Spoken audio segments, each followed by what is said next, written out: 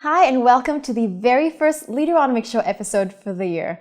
A very happy new year to you. We trust you are going to love the lineup of guests that we have prepared for you this year. And we are kicking it off with Luca Barberis. He's the new managing director of Zalora Malaysia. Having grown up in Italy, with a career that has spanned a number of countries, and having also worked for Google, what is Luca doing in Malaysia? And why has he chosen to spearhead Malaysia's top fashion e-commerce site?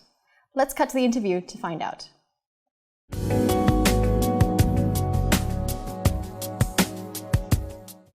Hi, welcome to the Leaderonomics Show. Today we have with us Luca Barberis. He is the MD of Zalora Malaysia. Thank you for being here, Luca. Thanks for inviting me. Now, you've only just moved positions to MD in December of 2014. Correct. Did I get that right? That's Previously, correct. You were just director. Just a director. You were director of marketing previously, right? Congratulations. Thanks. How's it been? It's been quite funny here. Funny? Funny. Okay, yeah. Funny in what way? Well, you know, Zalora, we are almost everywhere. Whatever we do, we are always very well perceived from the country. So working at Zalora Malaysia means working in a super fast-paced environment, and you really need to have fun with it. And it's long hours too, I presume. It's long hours, but it's not that bad. No, I think in terms of work-life balance is a quite balanced. It's a quite balanced work environment. How big is the Malaysian team now? Malaysian team now is more than 300 people. If you consider all the workers in the warehouse, plus the marketing team, the production team, then we are more than 300. We grew more than 100 in the last year. Also in terms of revenue, we are growing very, very fast, more than 100% year on year. So overall, the business looks very, very good, very healthy growth. That's great. And I'm sure viewers as well will know, they hear Zalora here and there, and like you say, it's very fast-paced, and surely a lot of challenges come with that. Could you share some of the challenges that you faced, both internal and external? Mm-hmm. I think the main challenges is when it comes to build very big partnerships with the big players of this country, right?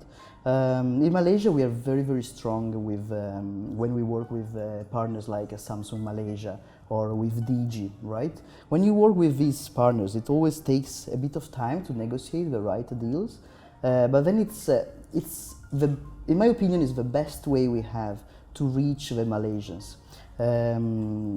It works even better than just buying advertising on Google or buying advertising on billboards and everything. For us, the real channel that this year we realized that we can really grow is corporate partnerships. So giving very nice promotions, exclusive fashion shows to the main brands in the minds of Malaysians.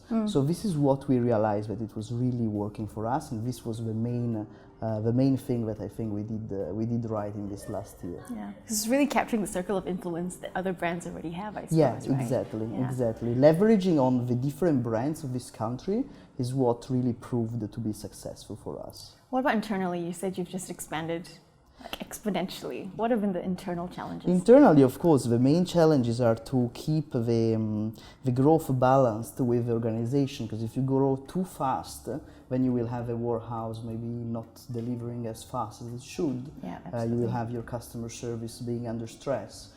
So the key thing is to always keep the growth, of course, fast, but not extreme, in order to keep the organization up to this speed.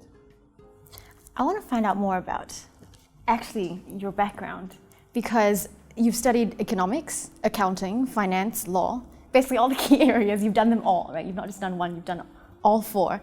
Yet you've spent most of your career in the digital arena. So you've worked with companies like Google. Why has this been the case?